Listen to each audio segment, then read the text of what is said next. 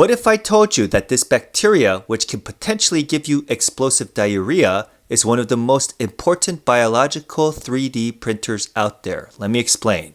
They're called E. coli, and when you look inside of them, you will notice that they have two general sets of DNA. The first one is their native DNA, and it encodes for all the proteins that make E. coli, E. coli. And the other are called plasmids. These are more miscellaneous DNA.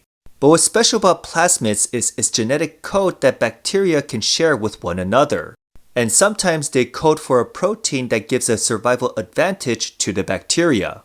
So being the smart apes that we are, we can create a plasmid with our own custom DNA and put it back into the bacteria. And the bacteria will create the protein from that DNA. This process has allowed us to create many important pharmaceuticals. One example will be human growth hormone. That's the medication Messi took when he was younger.